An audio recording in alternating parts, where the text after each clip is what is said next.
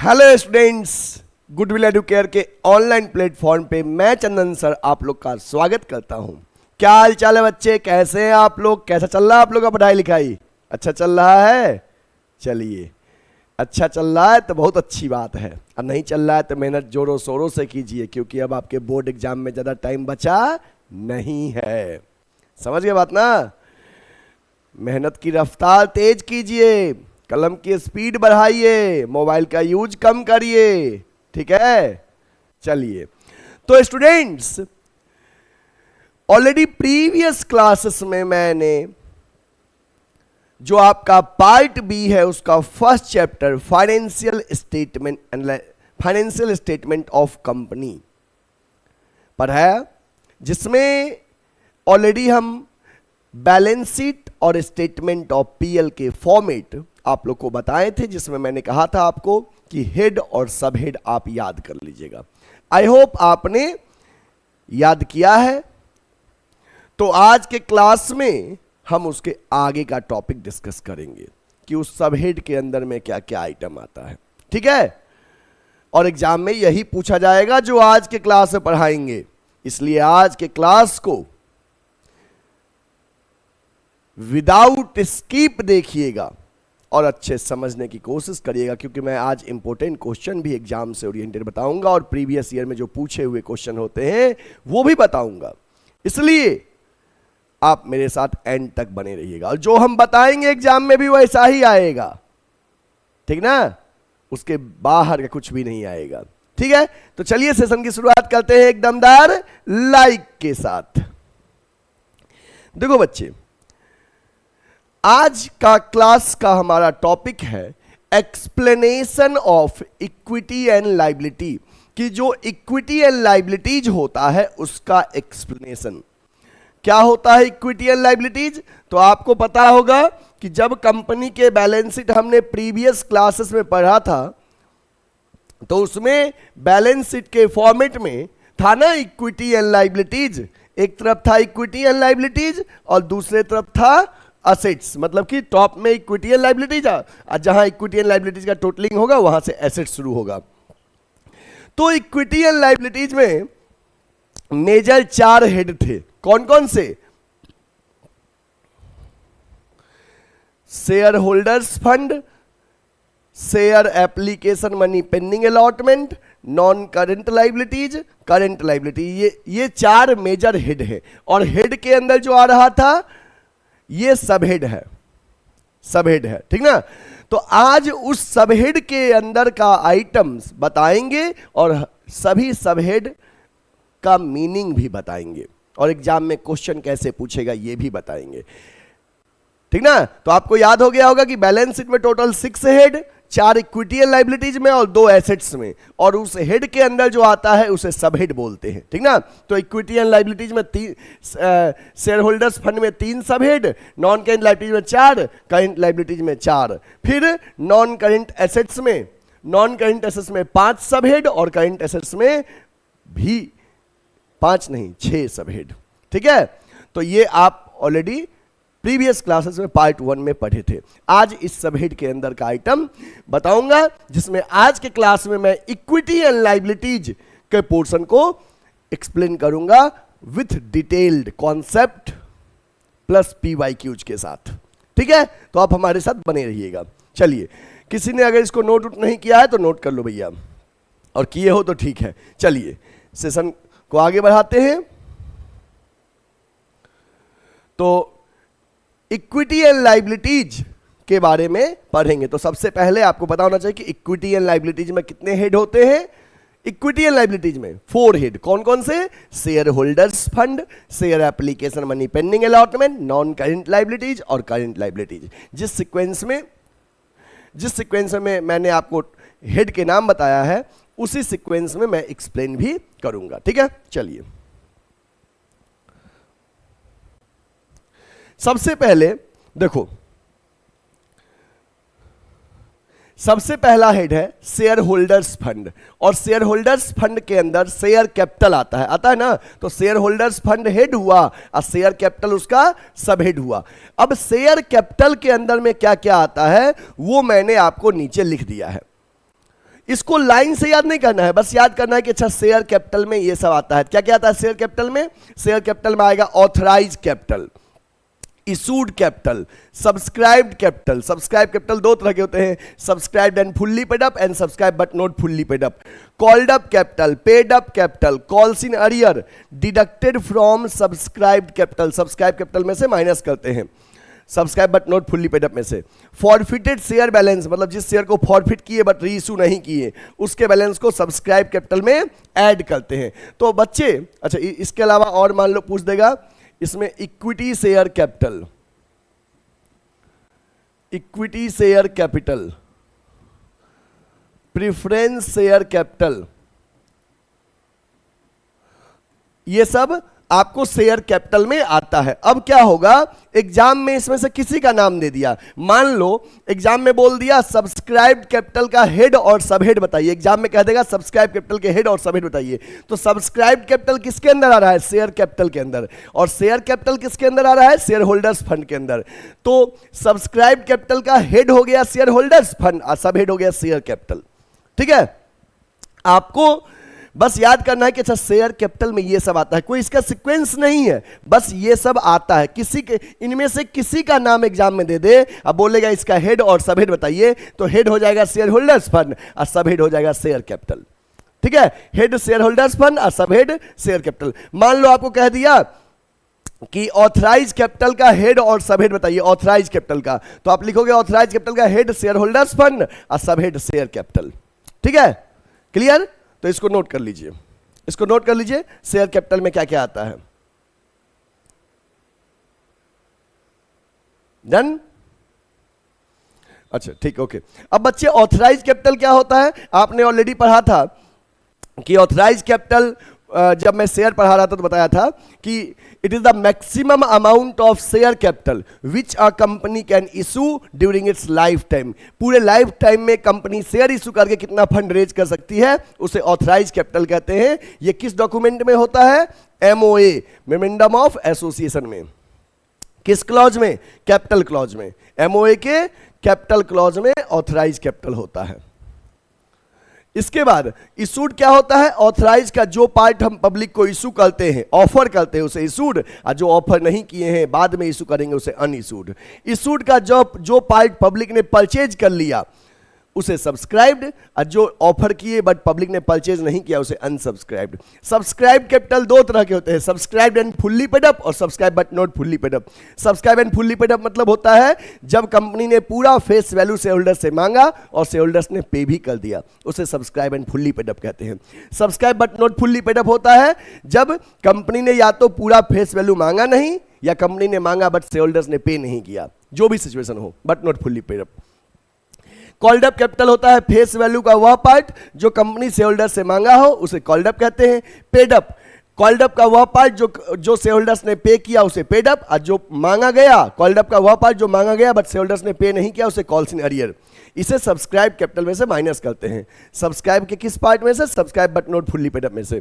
और forfeited share balance मतलब जिस शेयर को फॉरफिट किए बट री इशू नहीं किए हैं, फॉरफिट किए बट री इशू नहीं किए हैं, उसके बैलेंस को सब्सक्राइब कैपिटल में ऐड करते हैं। अगर आपका क्वेश्चन मन में आ रहा होगा सर अगर फॉरफिट किया री इशू कर दिए तो उसका बैलेंस तो कैपिटल जेब में ट्रांसफर हो गया, वो तो जेब सरप्लस में चला गया। ठीक ना? ओके, अब सुनो क्या होगा कि शेयर कैपिटल में ये सब आइटम आता है। अब इसमें से किसी का नाम दे दे आपसे, आपको एग्जाम में, और बोलेगा उसका हेड और सब हेड बताइए, तो हेड हो जाएगा शेयर होल्डर्स फंड और सब हेड हो जाएगा शेयर कैपिटल। ठीक है, इसको नोट कर लो बच्चे। अब डन? ओके, नेक्स्ट है नेक्स्ट शेयर होल्डर्स फंड का दूसरा सबहेड क्या है? Reserve and surplus. याद है ना कि शेयर होल्डर्स फंड में 3 सबहेड होते हैं, share capital, reserve and surplus, money receive against share warrants. तो सेकंड सबहेड क्या है? Reserve and surplus. Reserve and surplus में क्या आता है ये देखिए।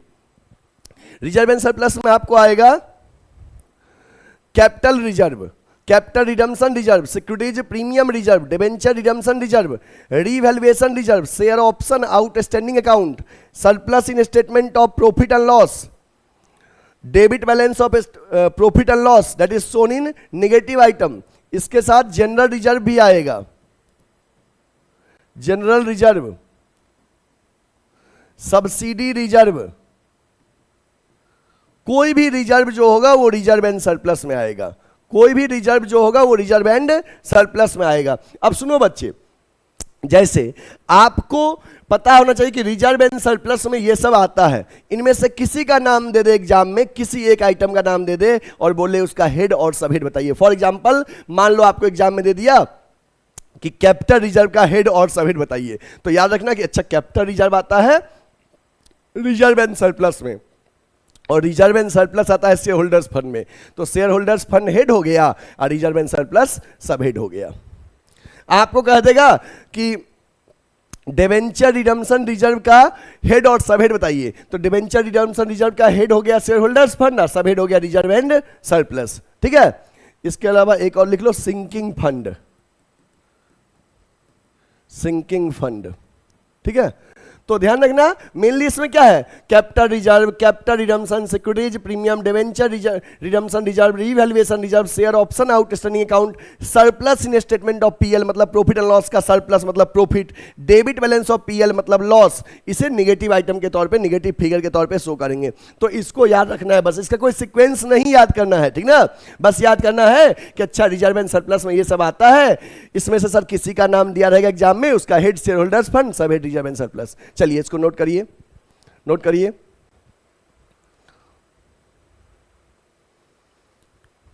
ओके, हो गया, done. Next share holders fund का तीसरा सबहेड क्या था, money receive against share warrants.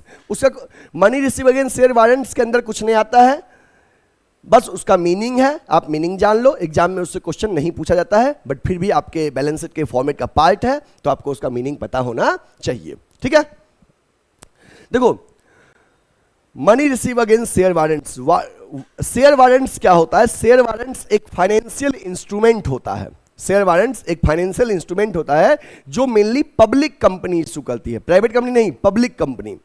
और public company share warrants issue करती है, और जिसको इशू करती है उसको कहती है कि आप अभी कुछ पैसा दे दो हमें शेयर के लिए, और जो हमारे शेयर का आज का प्राइस चल रहा है इसके अकॉर्डिंग आप हमको कुछ पैसा अभी दे दो, रिमेनिंग पैसा आप बाद में दे देना हमको, जो भी हम डेट हम और आप डिसाइड करें उस टाइम पे दे देना, और हम आपको बाद में इक्विटी शेयर अलॉट कर देंगे।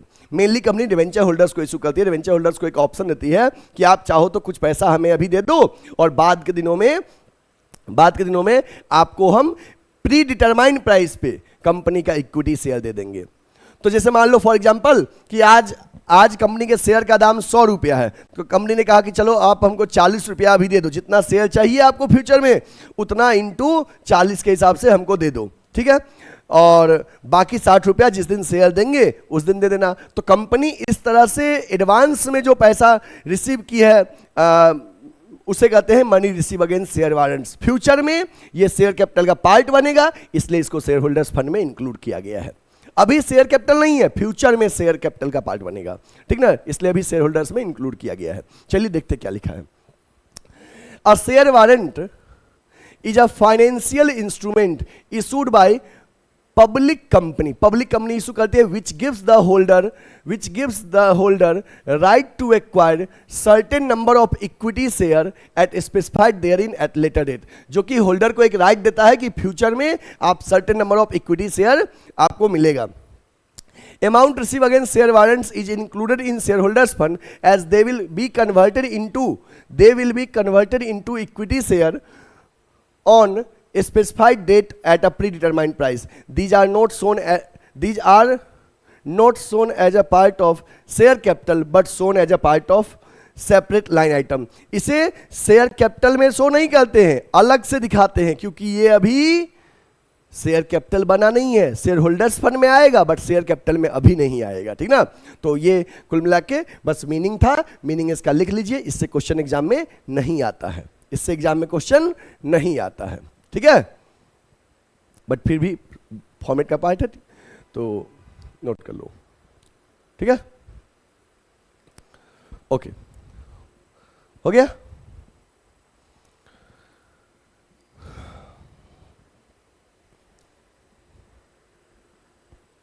चलिए नेक्स्ट, नेक्स्ट क्या है बच्चे, नेक्स्ट है share application money pending allotment. ये आपको हेड है, जो सेकेंड हेड था ना, ये हेड है share application money pending allotment. इसका मतलब क्या होता है कि जिस दिन कंपनी बैलेंस शीट बना रही है उस दिन तक ऐसा कितना एप्लीकेशन मनी अपने पास है जिसका अलॉटमेंट बैलेंस शीट बनने के डेट के बाद होगा। Share application money pending allotment का मतलब ये हुआ कि कंपनी जिस दिन बैलेंस शीट बना रही है उस दिन तक अपने पास ऐसा कितना एप्लीकेशन मनी है जिसका अलॉटमेंट बैलेंस शीट बनने के बाद होगा, उसे कहते हैं share application money pending allotment. Share application money pending allotment, ठीक है।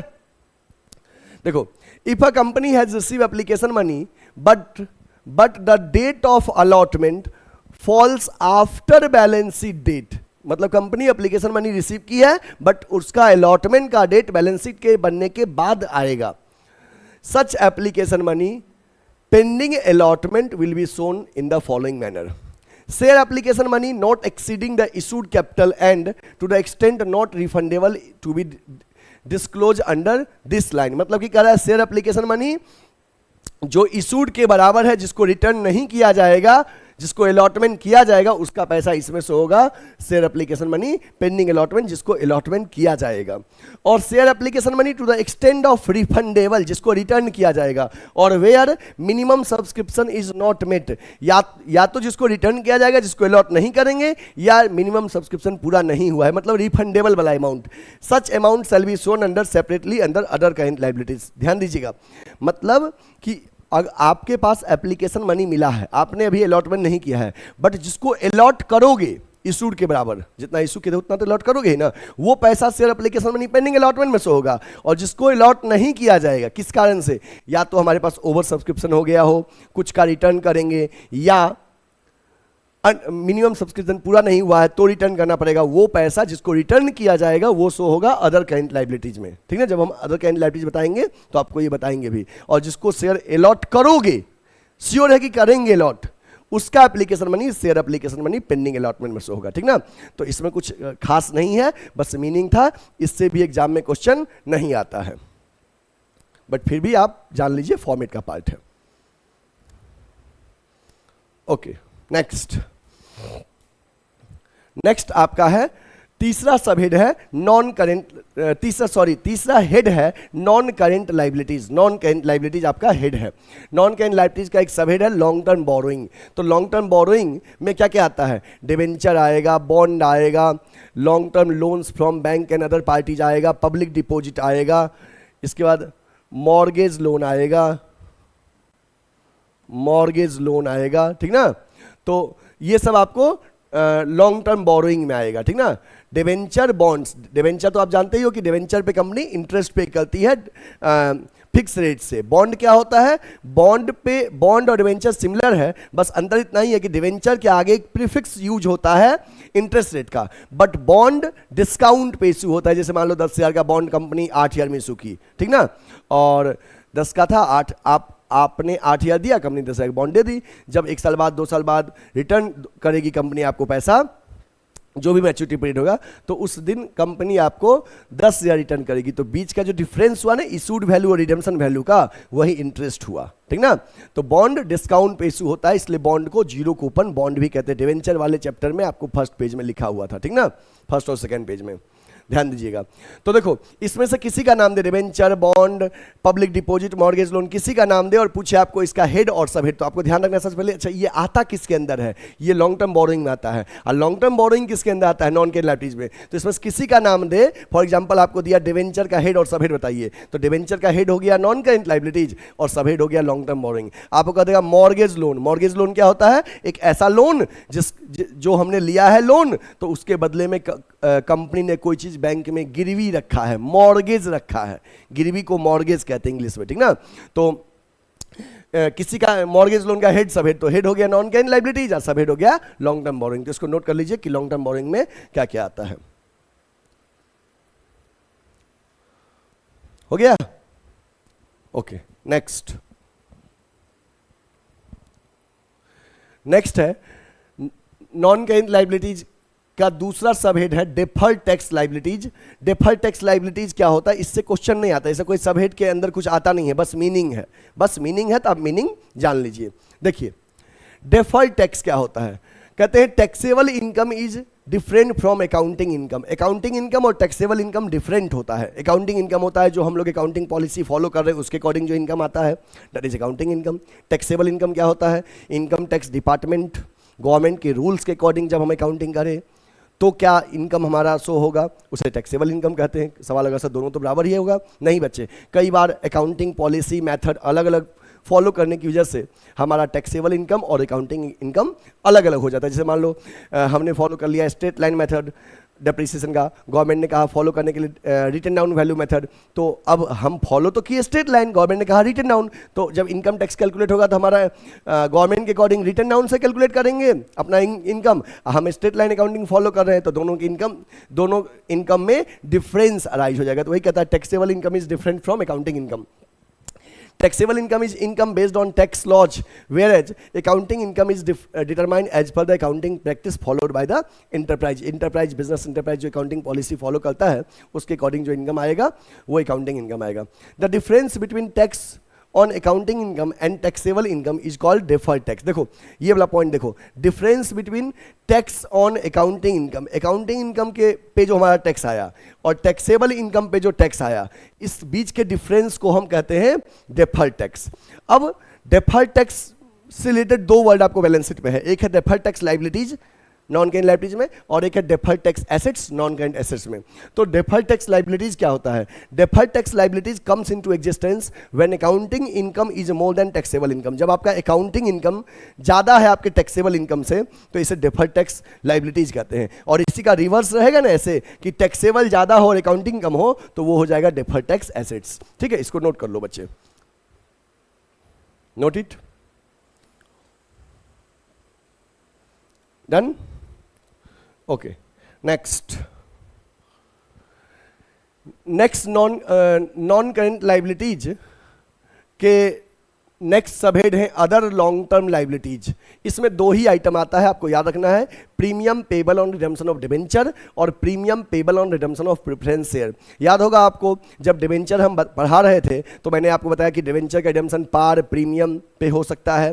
तो अगर डिबेंचर का रिडम्पशन प्रीमियम पे होता है मतलब डिबेंचर होल्डर्स को मैच्योरिटी पे ज़्यादा अमाउंट पे करेंगे, फेस वैल्यू ज़्यादा पे करेंगे रिडम्पशन में, तो वो प्रीमियम जो होगा वो भी हमारे लिए नॉन करेंट लाइबिलिटीज का पार्ट है। नॉन करेंट लाइबिलिटीज में अदर लॉन्ग टर्म लाइबिलिटीज में जाएगा।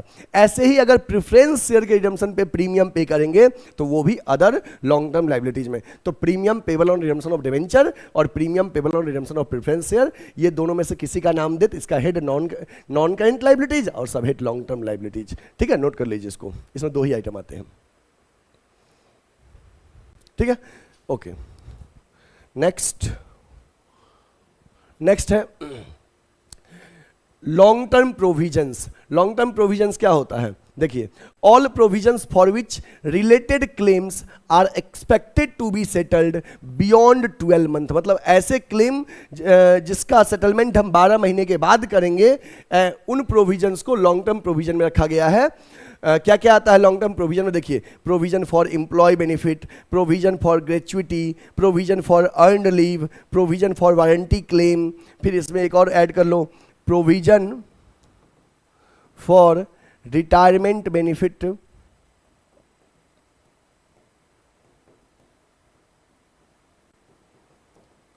प्रोविजन फॉर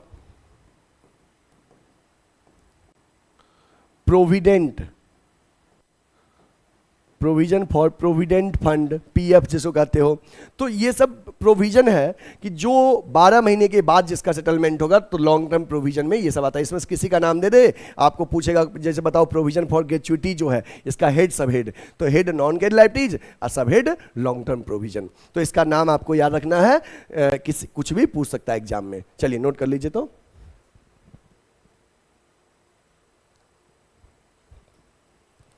नोट कर लीजिए, हो गया, डन, ओके। नेक्स्ट अब हम आते हैं करंट लाइबिलिटीज पे। करंट लाइबिलिटीज में कितने सबहेड होते हैं बच्चे, 4 सबहेड होते हैं। कौन कौन से होते हैं, याद है, short term borrowing, trade payable, other current liabilities, और चौथा शॉर्ट टर्म प्रोविजन, है ना, यही ना, short term borrowing, trade payable, other kind liabilities, short term provision, हमेशा याद रखना है, ठीक ना। जब जब चैप्टर में कुछ भी याद करो, हेड सब हेड दिमाग में कैलकुलेट आपका रिकॉल होना चाहिए। चलिए, तो काइंड लाइबिलिटीज का पहला सब हेड है शॉर्ट टर्म बोरोइंग, ठीक है।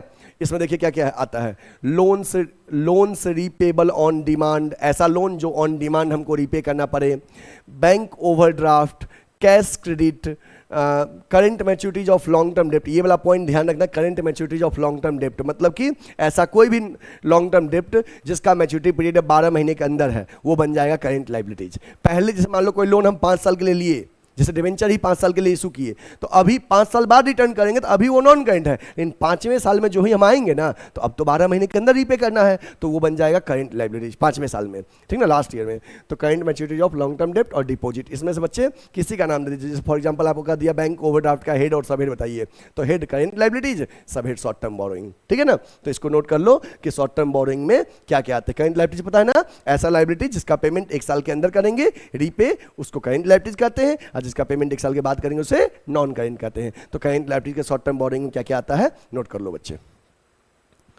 इसमें यही सह चैप्टर में है, ठीक ना, ये चैप्टर आपको लर्न करना पड़ेगा। हो गया। नेक्स्ट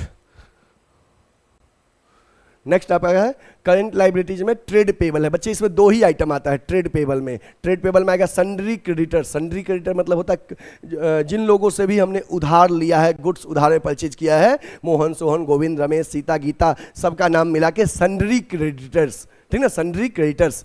तो और दूसरा बिल्स पेबल, तो इसमें देखो याद रखना, करंट लाइबिलिटीज में ट्रेड पेबल में आता है सन्ड्री क्रेडिटर्स और बिल्स पेबल। ऐसे ही करंट एसेट्स में याद रखना कि जो ट्रेड रिसीवेबल है उसमें आएगा सन्ड्री डेटर्स और बिल्स रिसीवेबल, जस्ट इसका उल्टा।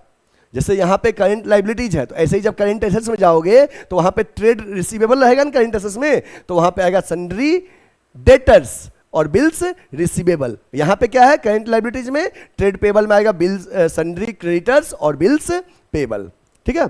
2 ही आइटम आता है, याद हो गया। इसमें से मान लो आपको कह देगा बिल्स पेबल का हेड और सब हेड बताइए, तो हेड करंट लाइबिलिटी, सब हेड ट्रेड पेबल, नोट कर लीजिए इसको। हो गया। नेक्स्ट है other current liabilities. Other current liabilities में क्या क्या आता है देखिए, अदर करंट लाइबिलिटीज इसमें आएगा interest accrued but not due on borrowing, interest accrued and due on borrowing, income received in advance, unpaid dividend, excess application money which is due for refund। याद करो शेयर एप्लीकेशन में pending allotment बताए थे ना कि जिसको refund करना है वो अदर करंट लाइबिलिटीज में आएगा, ठीक ना, वो एप्लीकेशन मनी जिसको रिटर्न करना है वो अदर करंट लाइबिलिटीज में, ठीक है। And interest accrued thereon, unpaid mature deposit and interest accrued thereon, outstanding expense, calls in advance, unclaim dividend, provident fund payable मतलब जो अब रिटायर करेगा, पेबल मतलब हो गया जो रिटायरमेंट जिसका 12 महीने के अंदर है, जीएसटी पेबल। अब देखो मान लो इसमें से एक कोई भी आइटम दे दे और बोलेगा जैसे कॉल्स इन एडवांस का हेड और सब हेड बताइए, तो हेड करंट लाइबिलिटीज और सब हेड अदर करंट लाइबिलिटीज। आपको मान लो कह दिया कि आउटस्टैंडिंग एक्सपेंस का हेड सब हेड बताइए, तो हेड करंट लाइबिलिटीज, सब हेड अदर करंट लाइबिलिटीज। इसमें से कुछ भी नाम दे आपको एग्जाम में तो आपको हेड और सब हेड पता होना चाहिए। 2-4 बार याद करोगे, लाइन से याद नहीं करना है, बस ये सब इसमें आता है, 2-4 बार याद करोगे याद हो जाएगा। देखो बस यही वाला याद करना है, और ये वाला मैं कहूँगा ये वाला भी याद नहीं करना है। कहोगे कैसे सर? देखो नॉन करंट लाइबिलिटीज में ज़्यादा आइटम था नहीं, नॉन करंट लाइबिलिटीज में क्या था, लॉन्ग टर्म बोरोइंग 2-4 आइटम था, वो सब याद कर लो। करंट लाइबिलिटीज का भी ऐसे याद कर लोगे। आज जो किसी में नहीं जा रहा है, जो किसी में नहीं जा रहा है वो अदर करंट लाइबिलिटीज में जाएगा। आपको पता तो होना चाहिए कि हाँ ये लाइबिलिटीज है, ठीक है। चलिए इसको नोट कर लो, नोट करिए। Done, okay. Next current liabilities में शॉर्ट टर्म प्रोविजन। में क्या क्या आता है? प्रोविजन फॉर डाउटफुल डेप्ट, provision for taxation, provision for employ benefit who will retire within 12 month. जो ऐसे एम्प्लॉय जो 12 महीने के अंदर रिटायर करेगा बैलेंस शीट बनने के, तो वो चला जाएगा करेंट लायबिलिटीज के शॉर्ट टर्म प्रोविजन में। 12 महीने के बाद रिटायर करेगा तो नॉन करेंट लायबिलिटीज के लॉन्ग टर्म प्रोविजन में। 12 महीने के अंदर रिटायर करेगा तो करेंट लायबिलिटीज में चला जाएगा। हम बताए थे current maturity of long term डेप्ट की तरह, ठीक ना। ऐसे ही लॉन्ग टर्म प्रोविजन तब तक लॉन्ग टर्म था जब उसका सेटलमेंट 12 महीने के बाद करते, अब 12 महीने के अंदर करना है तो शॉर्ट टर्म प्रोविजन बन जाएगा। चलिए नोट करिए, इसमें दे देगा प्रोविजन फॉर डाउटफुल डेप्ट का हेड सब हेड, तो हेड करेंट लायबिलिटी, सब हेड शॉर्ट टर्म प्रोविजन। ठीक है, नोट कर लो, इतना ही आता है इसमें।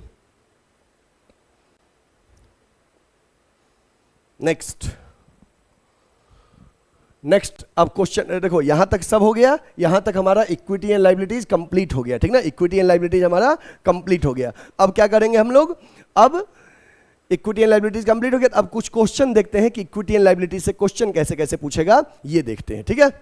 चलिए ध्यान दीजिएगा। Name the major headings under which equity and liabilities side of balance sheet of companies equity and liability side of companies balance sheet is organized and presented। हमें मेजर हेड बताना है इक्विटी एंड लायबिलिटीज का। तो बच्चे equity and liabilities में major head कितने होते हैं? 4। कौन कौन से? तो आंसर होगा इसका share holders fund, share application money pending allotment, non current liabilities, current liabilities, ये आपको लिखना होगा, ठीक है। कि इक्विटी एंड लायबिलिटीज में 4 मेजर हेड है, share holders fund, share application money pending allotment, non current liabilities और करेंट लायबिलिटीज, ठीक ना।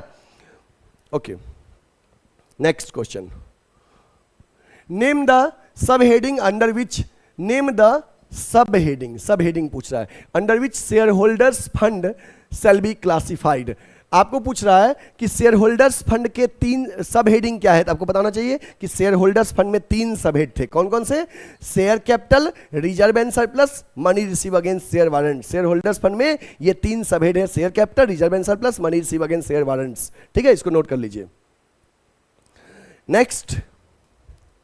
नेक्स्ट क्वेश्चन है नेम द सब हेडिंग, फिर पूछ रहा है सब heading under which the non current liabilities shall be classified in the balance sheet. बच्चे नॉन करेंट लायबिलिटीज का सब हेडिंग पूछ रहा है, तो नॉन करेंट लायबिलिटीज में 4 सब हेडिंग थे। कौन कौन से? Long term borrowing, deferred tax liabilities, other long term liabilities और लॉन्ग टर्म प्रोविजन, ठीक ना। ये आपको नॉन करेंट लायबिलिटीज के सब हेडिंग है, ठीक है, नोट हो गया। चलिए, बट अभी जो 3 क्वेश्चन बताएं एग्जाम में ये क्वेश्चन नहीं आएगा, तो सवाल है सर बताएं क्यों? अरे बच्चा ये बेसिक है, पहले तो बेसिक पढ़ोगे तब ना अब एडवांस वाले क्वेश्चन पे आएंगे कि क्वेश्चन पूछेगा क्या। अब जो बताएंगे एग्जाम में वैसा क्वेश्चन पूछता है, ठीक ना। चलो देखो क्या पूछता है, ये वाला क्वेश्चन पूछेगा, ये क्वेश्चन एग्जाम में आएगा। Under what head the following item on the equity and liability side of balance sheet of a company will be presented. आपको हेड पूछा है, तो हेड पूछा है तो केवल हेड ही बताना होता है, सब हेड नहीं बताना होता है। बट हम आपको हेड और सब हेड दोनों बताते हैं ताकि आप सीख पाओगे, ठीक ना। कई बार हेड और सब हेड दोनों पूछेगा तो हेड और सब हेड दोनों लिखना होगा, कई बार केवल हेड पूछेगा, मेजर हेड, ठीक ना। तो बट हमको दोनों सीखना है। चलिए, ये क्वेश्चन सीबीएसई 2023 में पूछा गया है, इसको नोट करिए पहले क्वेश्चन को। आप क्वेश्चन नोट करिए सही बच्चे।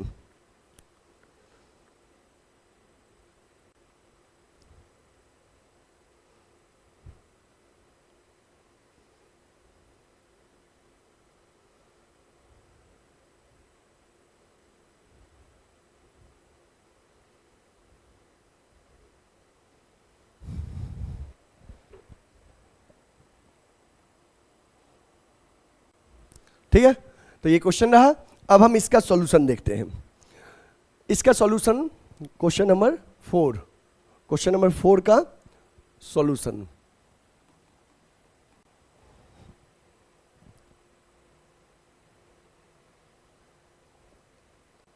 ठीक है, देखो प्रपोज डिविडेंड कहां आएगा, प्रपोज डिविडेंड का हेड और सब हेड क्या होगा। तो आपको बच्चे अभी हम पूरे बैलेंस शीट नहीं बताए हैं, अभी तो बस हम आपको बैलेंस शीट में इक्विटी एंड लायबिलिटीज और एसेट्स बताए हैं। उस बैलेंस शीट के नीचे फुट नोट में कंटिंजेंट लायबिलिटीज और कमिटमेंट आता है, जो नेक्स्ट क्लासेस में हम बताएंगे। तो कंटिंजेंट लायबिलिटीज और कमिटमेंट्स में, ठीक ना, आपको कई सारे आइटम आते हैं, उसी में एक आता है प्रपोज डिविडेंड। तो प्रपोज डिविडेंड कहां पे आएगा, तो ये आएगा कंटिंजेंट लायबिलिटीज। अब कंटिंजेंट लायबिलिटीज कहां पे होता है, in notes to account, notes to accounts, notes to accounts में कंटिंजेंट लायबिलिटीज में आएगा, इसका कोई सबहेड नहीं होता है। नेक्स्ट है अनपेड या अनक्लेम्ड डिविडेंड, इसका हेड और सबहेड क्या होगा? अनपेड या अनक्लेम्ड डिविडेंड का हेड हो जाएगा करेंट लायबिलिटीज, हेड हो जाएगा करेंट लायबिलिटीज, और सबहेड क्या हो जाएगा? Other current liabilities. जैसे आप देखोगे, देखो अनपेड या अनक्लेम्ड डिविडेंड अभी कुछ देर पहले हम आपको बताए थे,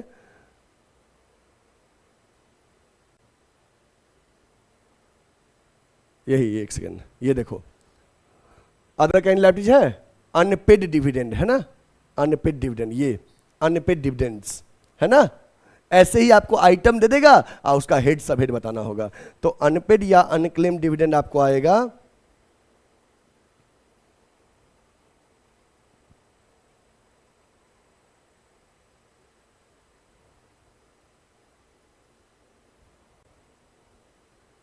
ठीक ना, अनपेड या अनक्लेम डिविडेंड करेंट लायबिलिटीज के अदर करेंट लायबिलिटीज में आएगा। नेक्स्ट है debenture issued by the company. बच्चे डिवेंचर इशूड बाय कंपनी ये किस में आएगा? डिवेंचर इशूड बाय कंपनी आएगा, नॉन, इसका हेड हो जाएगा non current liabilities, non current liabilities. Non current liabilities किस में? तो नॉन करेंट लायबिलिटीज क्या आएगा? लॉन्ग टर्म बोरोइंग में, लॉन्ग टर्म बोरोइंग में, ठीक है। नेक्स्ट क्या है? नेक्स्ट है मैच्योर्ड डिवेंचर। मैच्योर्ड डिवेंचर क्या हो गया? मैच्योर्ड डिवेंचर हो गया ऐसे डिवेंचर्स जिसका मैच्योरिटी अब 12 महीने के अंदर है, 12 महीने के अंदर हमको रीपे करना पड़ेगा, तो मैच्योर्ड डिवेंचर आपका आ जाएगा करंट लायबिलिटीज में, ठीक है, करंट लायबिलिटीज में। और करंट लायबिलिटीज किस सब हेड में? तो अदर करंट लायबिलिटीज में, अदर करंट लायबिलिटीज में। नेक्स्ट क्या है? Calls in arrear. याद करो कॉल्स इन अरियर क्या बताए थे? जब शेयर होल्डर्स फंड में शेयर कैपिटल बताए थे तो उसमें आया था ना कॉल्स इन अरियर, तो उसी में तो लिखिए कॉल्स इन अरियर, इसका हेड हो गया शेयर होल्डर्स फंड और सब हेड हो गया शेयर कैपिटल। शेयर कैपिटल में लिख लीजिए deducted from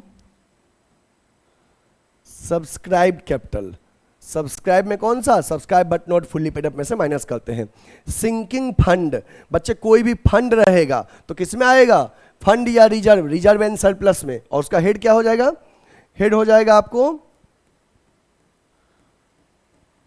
share holders fund, head हो गया शेयर होल्डर्स फंड, और सब हेड हो जाएगा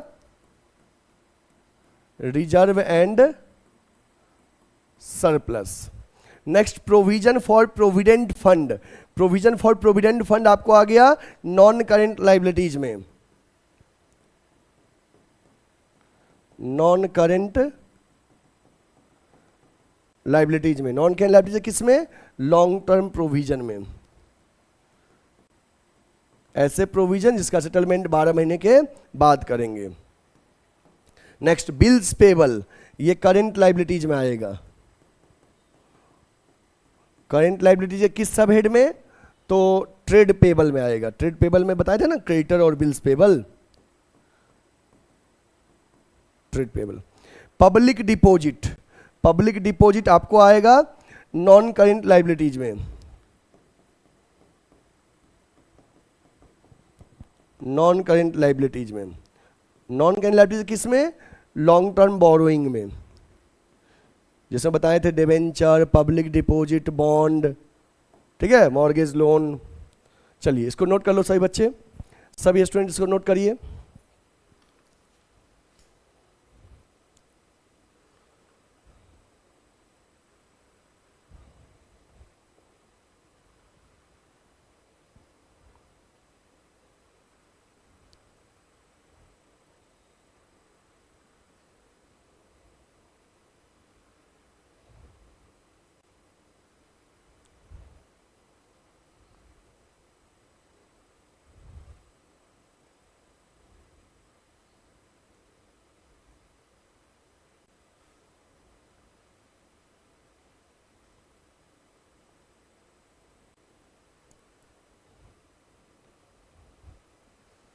हो गया, नोट कर लिए। एग्जाम में ऐसा ही क्वेश्चन आएगा, आपको आइटम दिया रहेगा, उसका हेड सब हेड बताना होगा। इस क्वेश्चन में केवल हेड बताना था, बट मैंने आपको सब हेड ही बता दिया। यदि किसी का सब हेड होगा तो क्या होगा, एग्जाम में अगर हेड पूछे तो बस हेड लिखना है, सब हेड पूछे तो केवल सब हेड लिखना है, और दोनों पूछे तो दोनों लिखना है एज पर सिचुएशन। बट अभी आप हेड और सब हेड दोनों लेके चलो ताकि याद रहेगा। क्या पूछे कोई पता तो होता नहीं है, मेनली ऐसा ही पूछ सकता है, केवल हेड, केवल सब हेड और हेड सब हेड दोनों, ठीक है ना। हो गया नोट। चलिए नेक्स्ट क्वेश्चन एक और देख लेते हैं। चलिए लिखिए नेक्स्ट क्वेश्चन, देखिए under which main head and sub head equity and liability side of following item shown in the company balance sheet. देखो यहां पे अंडर पूछा है under which main head and sub head, मतलब इस क्वेश्चन में head और सब हेड दोनों बताना है आपको, ठीक ना। हेड और सब हेड दोनों बताना है, ठीक है, ओके। और ध्यान देना बच्चे, इस चैप्टर में बहुत मन लगा के पढ़ो, क्योंकि ये चैप्टर जो है ना पार्ट बी का बेस्ट चैप्टर है। इस चैप्टर में आप जो कुछ भी टर्म पढ़ोगे, ये टर्म आगे के सभी चैप्टर में यूज होगा। और ये चैप्टर थोड़ा सा याद करने में तो मेहनत पड़ेगा, लेकिन आप एक बार मेहनत कर लोगे ना तो पूरा बुक ही इजी लगेगा, बहुत इजी है आगे का चैप्टर। लेकिन नहीं अगर मेहनत करोगे तो हर चैप्टर में कहोगे सर समझ में नहीं आ रहा है, समझ में नहीं आ रहा है, तो हम क्या कर सकते हैं। आपको हम कह ही रहे ना कि याद करना पड़ेगा, और याद कर लोगे तो आगे का सब चैप्टर इजी है। नहीं याद करोगे तो फिर टफ लगेगा, ठीक ना। इसलिए मेरा बात मानना, समय निकाल के याद करो, ठीक है, ओके। क्या याद करना है, हेड सब हेड के अंदर में क्या क्या आता है, उसका हेड सब हेड, ठीक ना। और जो क्वेश्चन हम बताते हैं एग्जाम में इसी से आएगा, इसके बाहर का नहीं आएगा। केवल मेरा लेक्चर आप देखना, सारा क्वेश्चन एग्जाम में बन जाएगा, गारंटी, ठीक है, ओके। ये क्वेश्चन है आपका, इसका चलिए हम आंसर करते हैं। ये क्वेश्चन नंबर 5 का सॉल्यूशन चलिए बताते हैं। Calls in advance, calls in advance का हेड क्या था, calls in advance current liabilities में आता है। करेंट लाइबिलिटीज किस में, सब हेड क्या होगा, अदर करेंट लाइबिलिटीज, ठीक है। Surplus in statement of profit and loss, ये आपको आएगा share holders fund. Share holders fund के किस में,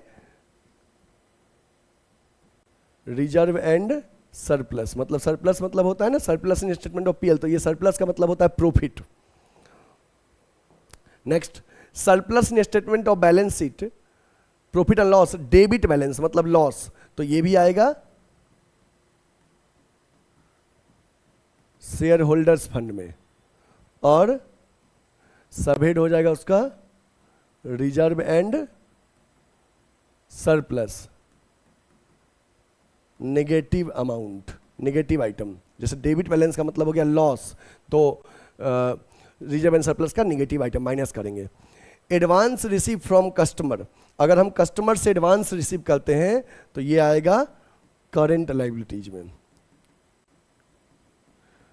करेंट लाइबिलिटीज किस सब हेड में, तो अदर करेंट लाइबिलिटीज।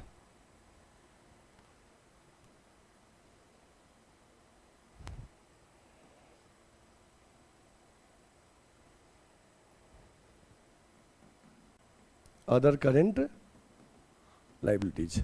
नेक्स्ट क्या है, interest accrued and due on debenture, interest accrued and due on debenture, ये आपको आएगा करेंट लाइबिलिटीज में।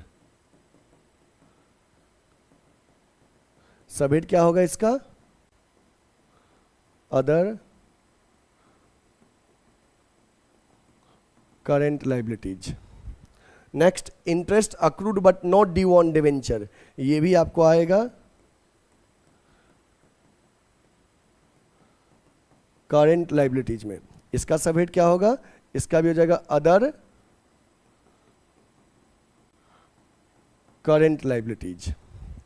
नेक्स्ट क्या है, arrears of fixed cumulative preference dividend, मतलब कि क्यूमुलेटिव प्रेफरेंस से होल्डर्स का डिविडेंड अरियर है, पे करना बाकी है, तो ये किस में आएगा, कमिटमेंट्स में आएगा। कमिटमेंट्स, और कमिटमेंट्स कहां शो होता है? नोट्स टू अकाउंट्स में, नोट्स टू अकाउंट में कंटिजेंट लाइबिलिटीज और कमिटमेंट्स नोट्स टू अकाउंट में शो होता है। प्रोविजन फॉर एम्प्लॉय बेनिफिट, मतलब कि अगर कोई एम्प्लॉय रिटायर करेगा तो उसका प्रोविजन कहां पे आएगा? तो वो आएगा नॉन करेंट लाइबिलिटीज के लॉन्ग टर्म प्रोविजन में, नॉन करेंट लाइबिलिटीज के लॉन्ग टर्म प्रोविजन में। चलिए बच्चे इसको नोट करिए। तो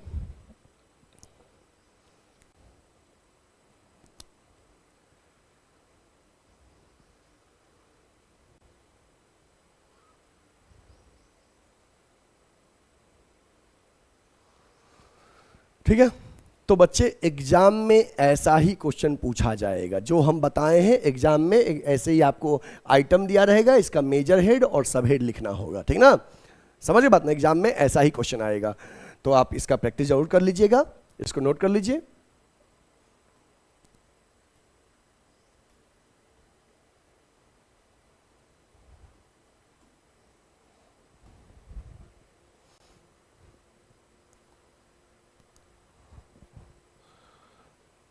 अब आप में से ऐसे कोई भी स्टूडेंट्स जो अब इन चैप्टर को बनाएंगे, क्वेश्चन तो बनेगा। नेक्स्ट क्लासेस में हम आपको एसेट्स के एक्सप्लेनेशन के बारे में समझाएंगे, फिर उसके बाद प्रॉफिट एंड लॉस स्टेटमेंट के बारे में बताएंगे, और फिर इंपॉर्टेंट क्वेश्चन एग्जाम से ओरिएंटेड बताएंगे, ठीक ना? तो उसके बियॉन्ड फिर कुछ बचेगा नहीं, ठीक है? अब सुनो बच्चे, ऐसे कोई भी स्टूडेंट्स जो हमसे ऑफलाइन पढ़ना चाहते हो, फेस टू फेस पढ़ना चाहते हो, आपको ऑनलाइन सब कुछ समझ में आता है और आप चाहते हो सर से ऑफलाइन जुड़े, तो बच्चे हमसे ऑफलाइन पढ़ने के लिए आप वाराणसी में जो हमारा ऑफलाइन सेंटर है गुडविल एडुकेयर का, आके वहां पे एडमिशन लीजिए। हमारे ऑफलाइन सेंटर वाराणसी में लंका पे है, बीएचयू के पास, बनारस हिंदू यूनिवर्सिटी के पास हमारा ऑफलाइन सेंटर है। वहां पे रविदास गेट है, गेट के पास आप आएंगे, गेट के अंदर घुसेंगे, 100 मीटर बाद लंका थाना है, और थाना के जस्ट बगल में मेन रोड पे गुडविल एडुकेयर का ऑफलाइन सेंटर है। हमारे ऑफलाइन सेंटर में 11th एंड 12th कॉमर्स का पढ़ाई होता है, सीयूईटी में बीकॉम और एमकॉम एंट्रेंस का पढ़ाई होता है, और BCom first second third year का रेगुलर क्लासेस सेमेस्टर का भी चलता है। जिन बच्चे को अपने आप को इन कोर्सेस में इनरोल करना है वो गुडविल एडुकेयर के ऑफलाइन सेंटर में ज्वाइन करिए। हमारे ऑफलाइन सेंटर में हर सब्जेक्ट के अलग अलग टीचर हैं, अकाउंट्स के अलग फैकल्टीज हैं, इकोनॉमिक्स के अलग फैकल्टीज हैं, बिजनेस के अलग हैं, अप्लाइड मैथ के अलग हैं, मैथ्स के अलग हैं, रीजनिंग के अलग हैं, जीके के अलग हैं, इंग्लिश हिंदी के अलग हैं, फिजिकल एजुकेशन के अलग है। जितने सब्जेक्ट उतने टीचर। डाउट सॉल्विंग मेंटर अलग से अवेलेबल है, एसी क्लासरूम है, हर सब्जेक्ट का नोट्स देता हूँ, PYQs देता हूँ, मॉक पेपर देता हूँ, परफॉर्मेंस एनालिसिस करता हूँ, वीकली टेस्ट लेता हूँ, मल्टीपल बैचेज अवेलेबल है। तो आप इन सारे फैसिलिटीज का यदि लाभ चाहते हैं और अपने परफॉर्मेंस को बढ़ाना चाहते हैं, बोर्ड एग्जाम में 95% एबव मार्क्स लाना चाहते हैं, बनारस हिंदू यूनिवर्सिटी और दिल्ली यूनिवर्सिटी में एडमिशन पाना चाहते हैं, तो आप अपने सपने को साकार करने के लिए गुडविल एडुकेयर के ऑफलाइन सेंटर को ज्वाइन करें, जहां पे हम आपको सीधे बताएंगे कि आपको कितना और मेहनत करना है, और उस तरह के मेहनत करने के लिए जो भी स्टेप और मेहनत हमसे लिया जाएगा हम भी करेंगे और आपसे भी मेहनत करवाएंगे। तो प्लीज बच्चे अधिक से अधिक लोगों तक ये वीडियो शेयर करिए कि हर एक कॉमर्स का स्टूडेंट्स जो देश का और उत्तर प्रदेश का सबसे बड़ा कॉमर्स कोचिंग है गुडविल एडुकेयर, यहां पे आके अपने आप को इनरोल करवाइए, पढ़िए, और देश के सर्वोच्च यूनिवर्सिटी जो है, सबसे बेस्ट यूनिवर्सिटी जो है, उसमें पढ़िए। ठीक है, मैं खुद भी बीएचयू का प्रोडक्ट रहा हूं, मैं खुद भी बीएचयू से पढ़ा हूं, बीकॉम और एमकॉम मेन कैंपस से पढ़ा हूं, बीएचयू के हॉस्टल में भी रहा हूं। तो अगर हम पढ़े हैं तो अब तक हजारों बच्चे को बीएचयू और ड्यू में सिलेक्शन भी दिलवाए हैं, और आप भी यदि अपने सपने को साकार करना चाहते हैं तो जितना जल्दी हो सके आप हमसे जुड़िए। ठीक है, हमसे जुड़ने के लिए स्क्रीन पे दिए हुए नंबर पे कॉल करिए या सीधे हमारे ऑफलाइन सेंटर में विजिट करिए। ठीक है, अगर बच्चे आपने हमारे आज के वीडियोज को यूट्यूब पे लाइक नहीं किया है तो लाइक कर दीजिए, बेल आइकन प्रेस कर लीजिए, चैनल सब्सक्राइब कर लीजिए, जिससे कि वीडियो अपलोड होते ही नोटिफिकेशन आपको मिलते रहे। और अपने दोस्तों को भी शेयर करिएगा, कॉमर्स के 8-10 फ्रेंड्स को शेयर कर दीजिए, क्योंकि हम आपके लिए बहुत मेहनत करते हैं। देखते होंगे सिस्टमैटिक कंटेंट प्रोवाइड करते हैं, टफ से टफ टॉपिक को इजी वे में आपके सामने प्रेजेंट करते हैं जिससे आपको समझ में आए। तो अगर हम आपके लिए मेहनत करते हैं तो आपका ही सपोर्ट आज तक मुझे यहाँ तक लाया है, तो हम चाहते हैं थोड़ा सा आप और सपोर्ट कीजिए, जिससे कि ये वीडियो आपके कॉमर्स के हर फ्रेंड तक पहुँच पाए। क्योंकि पूरे यूट्यूब पे गुडविल एडुकेयर जैसा कॉमर्स कोई नहीं पढ़ाता है। जितना मेहनत हम करते हैं बच्चे आपके लिए करते हैं, तो आप भी हमारे लिए थोड़ा सा सपोर्ट करिए। फिर हम मिलेंगे नेक्स्ट लेक्चर के साथ, तब तक के लिए आप क्वेश्चन बनाते रहिएगा, लर्न करिएगा, ठीक ना। और कहीं दिक्कत होगा तो हमसे पूछिएगा, अपना ख्याल रखिएगा। Take care, bye bye.